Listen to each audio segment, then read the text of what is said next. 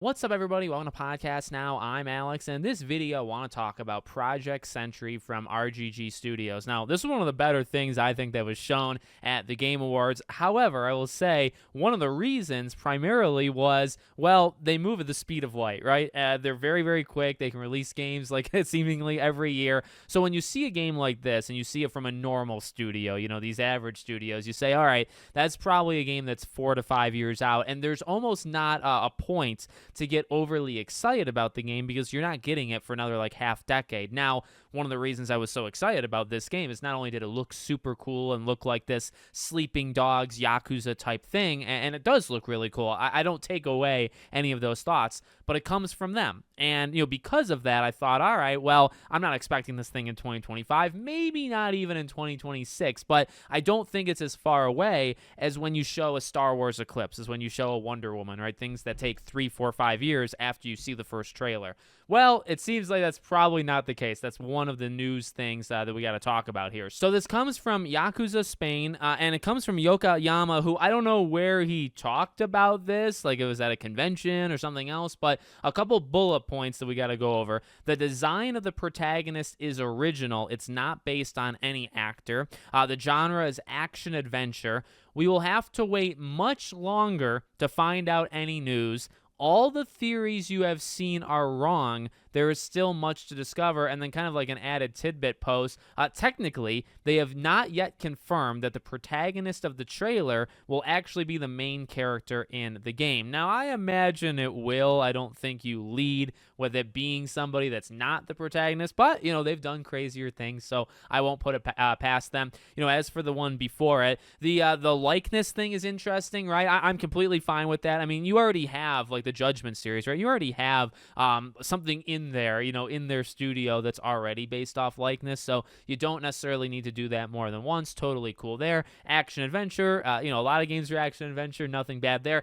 The waiting a very long time. Now, here's the thing, okay? It's pretty ambiguous, and it's not a year. So you could say, Alex, you made all this stuff. You talked about all of this for that. Yes, I'm still doing it because, you'll hear sometimes from gaming developers and publishers and all this stuff, you'll hear like soon, and soon can be like 6 to 12 months to some of these people. So when I hear very long, oh my God, I'm talking. And again, that is me maybe reaching. It's maybe, maybe we see it late 2025, maybe very long to a studio that puts out a game every other month is like a couple months from now, right? Is 6 months from now, is 12. I mean, all jokes aside, okay? When they say very long, it could be late next year. It could be at next year's Game Awards that you see some sort of gameplay trailer and the game still comes out like late 26. But that is still being pretty optimistic. I feel like that initial thought that I had, I don't know how many other people had it, granted, it could just be me, but I thought because of the speed and just, all that this game was probably not going to be like a 27, 28, 29 type game.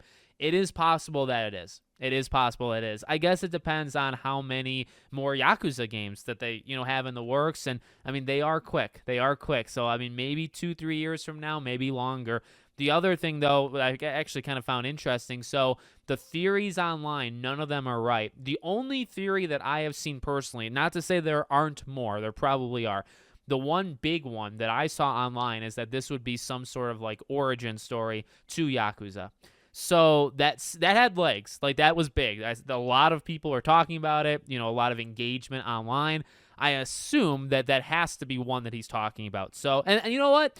And that's okay. Like, actually, when it was shown off, I thought, oh my God, brand new thing. Now, again, it looks a little Sleeping Dogs like, so it's not, I don't know. Is any game nowadays 100% original? Probably not. And that's okay, right? So much has been done.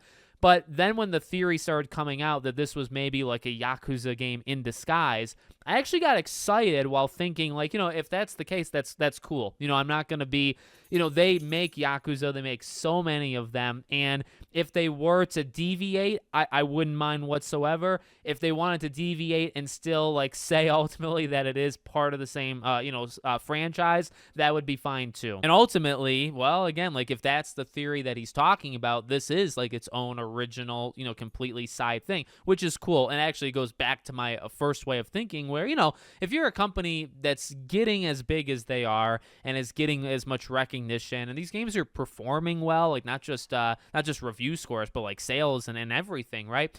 It's probably good. Like, yeah, you got like 50 games in this franchise, and I never want them to stop. Give me a Yakuza game every year and a half, 2 years. I'll always take them. Okay, I genuinely mean that.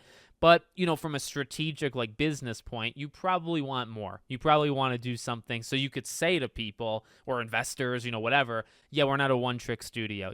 Actually, we can do multiple genres in the franchise. They've done that, with multiple times at this point.